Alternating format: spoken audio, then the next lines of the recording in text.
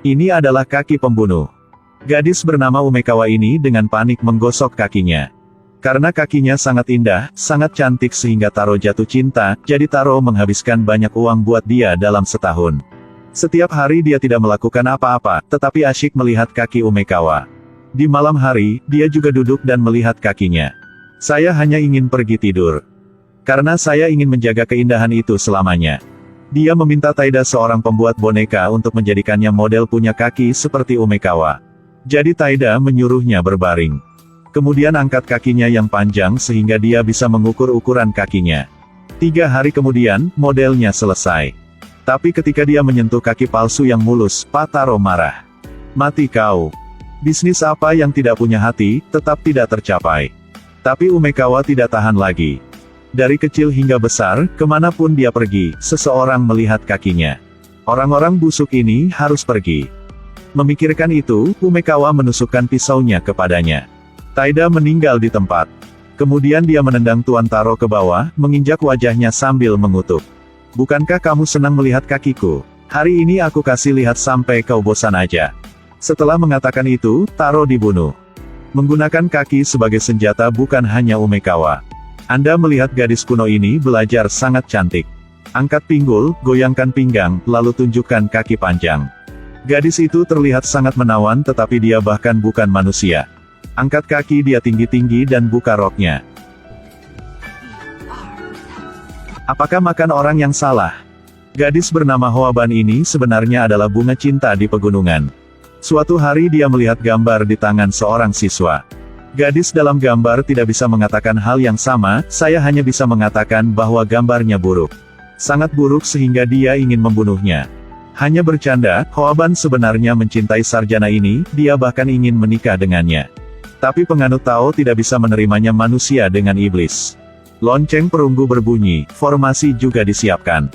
Tanpa diduga, orang yang muncul bukanlah Hoaban. Tapi pemimpin di dunia bunga cinta, Yizong. Ketika omongin Yizong, kakinya memiliki pesona yang mematikan. Di hutan seorang gadis dikejar oleh 2 pria kejam. Kemudian gadis itu sayangnya tersandung. Gadis yang sangat ketakutan. Untungnya, pada saat itu, ada 3 siswa yang bergegas membantu. Mereka mengejar 2 penjahat, salah satu dari mereka datang untuk menghiburnya. Nona, apakah kamu baik-baik saja? Begitu dia bertanya, aroma menggoda terpancar dari tubuhnya. Sarjana itu menelan, dia tidak bisa mengendalikan dirinya sendiri. Mereka bertiga dengan cepat kehilangan akal. Tentu saja mereka tidak tahu, gadis ini bukan manusia. Tali panjang tumbuh dan meraih pustakawan, dan semenit kemudian dia kehilangan kepalanya. Ternyata dia adalah monster peoni di pegunungan, dunia iblis memanggilnya Yizong. Spesialisasi makan manusia dan penghisapan jiwa. 2 siswa yang tersisa juga akan kehilangan nyawa mereka. Dalam bahaya, seorang Tao jatuh dari langit. Tapi sayangnya, dia bukan lawan dari Yizong. Semakin kencang tanaman merambat, semuanya berubah menjadi abu. Yizong memperingatkan saudara perempuannya untuk tidak menyentuh pria, tidak ada yang baik. Sumpah berjanjuan di bawah pohon, tidak ada yang benar.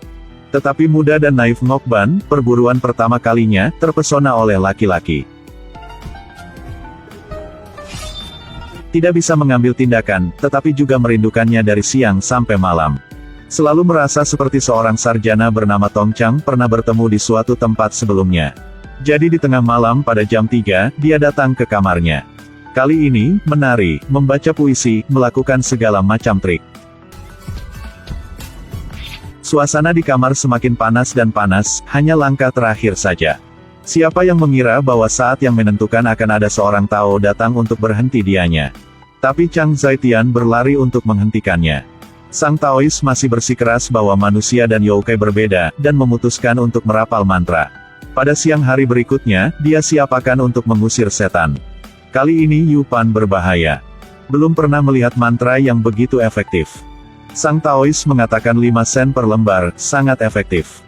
Misalnya, lembaran kuning ini, yang direkatkan pada senjata, dapat memotong besi seperti lumpur. Dan lembaran putih ini, ditempelkan di tangan, kekuatannya tak terkalahkan. Dengan pukulan, lawan terbang sejauh puluhan meter.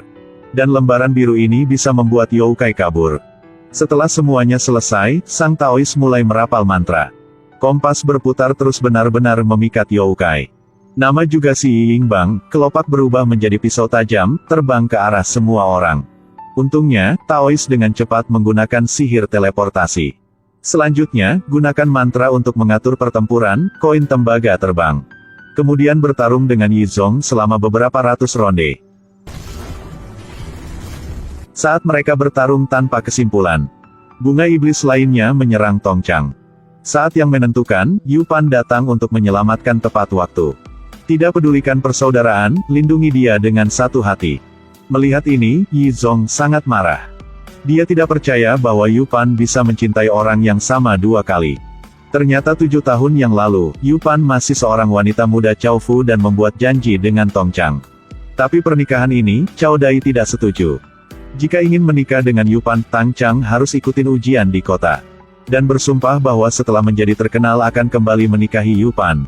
Tapi sebagai aturan, pasti ada yang aneh terjadi. Dia udah sukses tetapi mengkhianati Yu Pan dan menikahi putri Perdana Menteri. Tulis saja surat perpisahan untuk Yu Pan sedang hamil 6 bulan saat itu dan menjadi bahan tertawaan penduduk desa. Cao Dai sangat marah hingga dia meninggal. Setelah hamil anak yang buruk dan ayahnya mati, itu adalah nasib buruk. Yu Pan, patah hati, menusuk kepalanya ke pohon kegembiraan dan bunuh diri dan berubah menjadi iblis bunga. Dia kehilangan ingatannya sebelumnya. Tapi sepertinya semua udah diatur oleh Tuhan, Yu Pan sekali lagi jatuh ke tangan pengkhianat. Yang lebih buruk adalah dia kembali kali ini untuk mengambil nyawanya. Istri sekarang dia belum hamil selama 7 tahun, ketika dia membaca ramalan, dia mengatakan bahwa Yu Pan sedang membaca mantra padanya. Kali ini dia kembali untuk selesaikan masalah lalu. Orang yang pernah dia cintai ada di depannya, dia mengeluarkan pisaunya tetapi tidak bergerak. Apakah rasa malu di hati atau ada skema lain? Akankah penipu memiliki akhir yang baik? Jika Anda ingin tahu jawaban dari pertanyaan ini, tonton film Revenge of the Flowers. Film ini diadaptasi dari cerita Zhong Liangsa dalam Yindang de Nanhai. Plot unik dengan efek yang luar biasa. Jika Anda tertarik, jangan lewatkan. Oke, video hari ini berakhir di sini. Sampai jumpa di video spesial lainnya.